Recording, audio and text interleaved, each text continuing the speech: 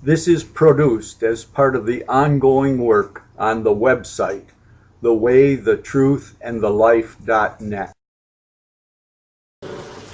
We will convey our deep appreciation for the Islamic faith, which has done so much over the centuries to shape the world. I would like to speak directly to the people and leaders of the Islamic Republic of Iran. Your great and celebrated culture. Over many centuries, your art, your music, literature, and innovation have made the world a better and more beautiful place. We know that you are a great civilization, and your accomplishments have earned the respect of the United States and the world. I also know civilization's debt to Islam. It was Islam at places like Uluzar that carried the light of learning through so many centuries, paving the way for Europe's Renaissance and Enlightenment.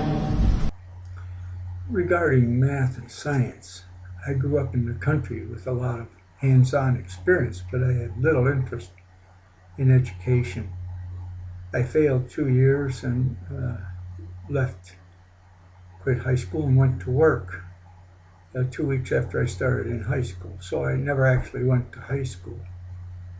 I ended up with an equivalency diploma when I went in the military, and they made me a radio repairman. Afterwards, I went on to receive degrees in mathematics and physics while working on nuclear ceramics research at Carborundum Corporation. So I have a background in mathematics and physics. You can study some of the history of mathematics at my website. I recovered the website of a mathematics professor.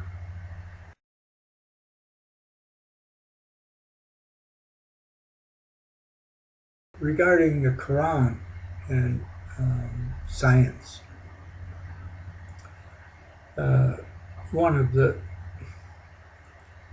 chief examples I will give is though Jesus was inferior to Mohammad in the Quran, Jesus is there. And there's a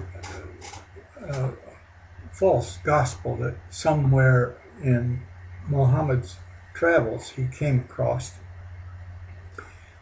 and it's called the Infancy Gospel of Thomas, and in it Jesus made mud birds and blew on them and they flew. He also killed a couple of his playmates, but by cursing them.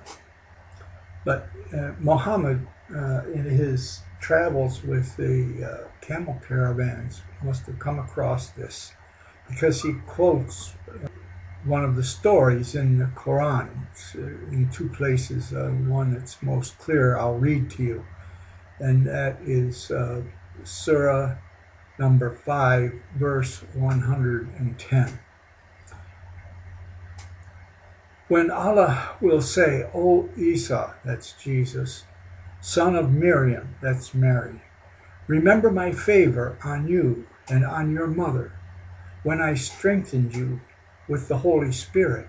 You spoke to the people in the cradle, and I when of old age, and when I taught you the book and the wisdom and the Torah and the Injil, and when you determined out of clay a thing like the form of a bird by my permission, then you breathed into it, and it became a bird by my permission, and you healed the blind and the leprous by my permission, and so forth. So here's the bit of creative science in the Quran, although Jesus was not the Son of God in the Quran. He was a prophet and inferior to Mohammed. Now, much very good science was done in Baghdad because they were trying to understand the moon in more detail to justify a lunar calendar. Of course, we know now that the moon does not have a stable orbit even, and it's not very appropriate for any calendar. But they had brought the wisdom of astronomy and mathematics from India and put it into Arabic form, and there was some very good algebraic work done at that time. But I must say, when I went to the university, that work was not part of the university. It was a prerequisite. It was high school algebra that I needed to have. And the work that I've done in physics, the mechanics of algebra is fine. But the insight of science didn't come from Islamic scholars. They failed in their attempt to justify their such high regard for the moon. And they did bring together a lot of records, but the geometry and the work that went on later, particularly of those who were serving God through God's Son, Jesus Christ. I'm speaking in particular that two main ones stand out. Isaac Newton, who there's a record that says one of his greatest accomplishments he felt was going to his grave a virgin. He was a devout Christian and wrote books on the Bible. One of the others that has made so many contributions, although they're on a university level, was the mathematician, German mathematician who was hired by the Tsar, Leonhard Euler. It's said that he died while having one of his grandchildren on his lap and reading the Bible. He was a very devout believer of God in Jesus Christ. So at any rate, my view of Islam's contribution to science is pretty much said in what I've quoted from the Quran. It was innovation in Muslim communities that developed the order of algebra, our magnetic compass and tools of navigation, our mastery of pens and printing, our understanding of how disease spreads and how it can be healed. This is really unfortunate for a world leader. The problem of polio is very serious to me. I had an aunt and uncle both disabled by it. And there's good reason to think it would have been eradicated, except for the problem. I'll show you an interview with an imam that put a fatwa out against vaccination for polio. It's spread through Africa. They then go to the Hajj and spread it through the rest of the world, so these diseases are not eradicated out of that ignorance. And to hear a world leader speak like Obama just did, it's unbelievable to me. أنك أصدرت فتوى بمنع تطعيم الأطفال على اعتبار أن خلف ذلك مؤامرة أيضا ماسونية يهودية. صحيح الكلام؟ الكلام ده صحيح 100%. كيف؟ وأنا تابعت الموضوع ده في عدة مقالات يعني تهز الحجر، لكن لم يهتز أحد من الحكومة. بس من أين أتتك المعلومات أنه في مؤامرة؟ أنا متابع المسألة، ومعي أخوين ثلاثة كده متابعين المسألة دي عالميا من خلال الإنترنت، من خلال بعض أجهزة الإعلام، من خلال ممارسات الوزارة اللي بتنتج هذه العملية، لأن بعتبرها في حق الأطفال جريمة. طب كيف؟ ما في مراقبة صحية؟ يا أخي الكريم، مراقبة صحية. يقال أن في مراقبة صحية.